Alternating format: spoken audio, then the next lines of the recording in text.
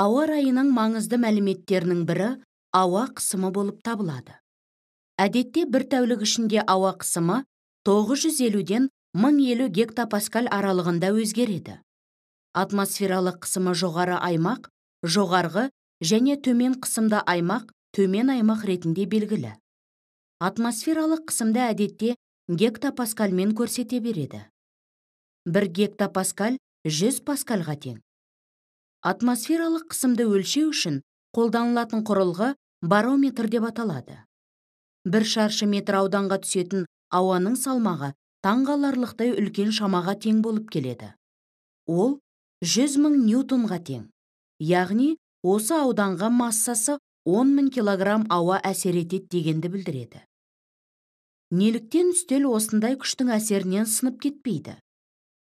Себебі ауа үстел үстінен төмен бағытталған қысым түсіре отырып, сонымен бірге үстел астынан да дәл сондай жоғары бағытталған қысыммен әрекет етеді.